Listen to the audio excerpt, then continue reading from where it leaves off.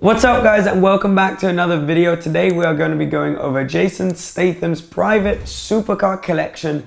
If this is your first time on the channel, why don't you hit that subscribe button down below to see more car collections. And while you're at it, why don't you comment down below someone else that you would like us to see us cover, and we'll be taking the person who's the most recurring for next week's video. But let's get straight into it with Jason Statham.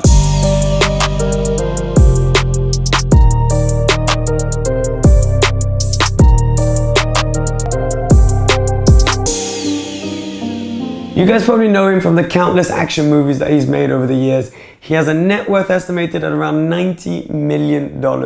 So he can easily afford to buy quite a few cool cars. One of the first he was ever spotted in was an Audi RS6. Around a 2004 model year Audi RS6 with a V8 producing around 444 brake horsepower. Fast saloon, most of the time you'd see these in station wagon form, but he went for a saloon. You've seen driving this one around in the States. Clearly, the fast Audi saloons are something that he quite likes. He moved up from the RS6 to the S8. So in the Audi lineup, the A8 basis model line is one step up from the A6 model line.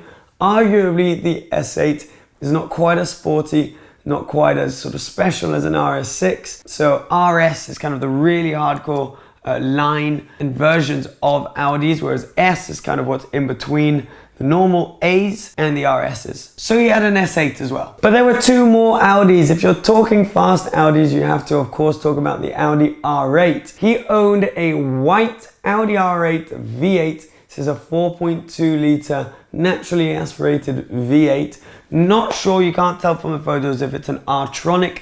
Because it is a first generation Audi R8, it would be what's called an R-tronic gearbox, which is a single clutch gearbox. They then updated that with a facelift to an S-tronic, a double clutch, and then now today, the Audi R8 is no longer available with a V8. Very cool looking car, but he had to upgrade as soon as they came out with the 5.2 litre V10 version. Same chassis, same basic car, but they ripped a V10 out of Lamborghini and stuck it in the back of an R8. Rather than having it in white this time, he got it in black. Sticking to German cars and sticking to the fast saloon kind of theme, he's also recently been spotted driving in Mercedes S63 AMG. Awesome fast wagon, kind of top of the range. Mercedes S-Class is the benchmark as far as kind of four-door saloon limousine. Extremely comfortable, extremely safe.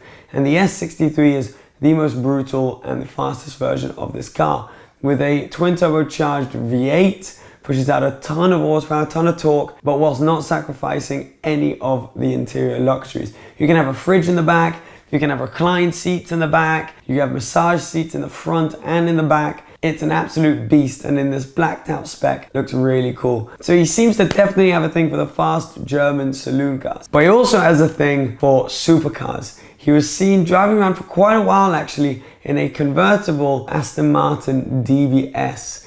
Not the last generation DBS, this is the one just before, with a V12 over 6 liters. These things sound awesome, naturally aspirated. So today it has since been replaced with what we call the DBS Superleggera, which also has a V12, but a twin turbocharged V12, so it doesn't sound quite as good. Aston Martin in their lineup call their convertibles the Volantes. So this is an Aston Martin DBS Volante, finished in black, one of the most beautiful car designs I think of all time. Available with either a manual gearbox or also, like in the Audi R8, the first generation R8, a single clutch flappy paddle gearbox, which, to be honest, wasn't great. British cars are also a bit of a theme. He was seen in a very, very classy red Jaguar E-Type from the late 60s.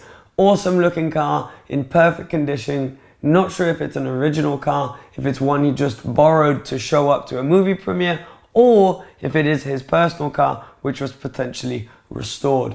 These things are flying up in value, one of the most beautiful cars, again, like the DBS. The British car makers seem to make some pretty good looking cars, don't they? Suits him and his kind of characters he's had in movies pretty well. Very classy, kind of James Bond-esque, and especially in this red spec, very, very classy. Going back to some of the modern cars, he then decided to purchase a Porsche 997 first generation GT2. Really, well, I mean, hard car to drive, so shows he's a proper car guy. He's obviously been associated with so many different cars in his movies, it's hard to know which were his actual personal ones, but we believe this is one that he drives quite a bit. They call GT2s the Widowmakers because effectively they are twin turbocharged Porsche 911s. And what makes a 911 special is the fact that the engine is sat behind the rear axle all the way in the back of the car, which gives the behavior of the car, historically less so in the current models, but in the older models, a little bit more unpredictable. Now, when you couple that engine layout with two turbos and then remove the four-wheel drive you usually have in the turbo versions of 911s and keep them purely rear-wheel drive, it becomes quite a handful. Now, that doesn't seem to scare our good old Jason, who jumps off buildings and flies aeroplanes backwards and does all sorts of stuff in his movies. GT2 seems like a very fitting car. Awesome spec, white with a few little decals down the side. These again are another car that's kind of going up in value quite a bit. That generation GT2 came also in an RS version, but 997 GT2s were the last ones available in manual. So going up quite a bit in value, and I think a future classic. Another car which many are saying could be a future classic is the Ferrari F12 Berlinetta. Jason Statham posted with one of these on Instagram, insinuating that it was probably his car. Really nice grey spec. Now this is a naturally aspirated V12 Ferrari.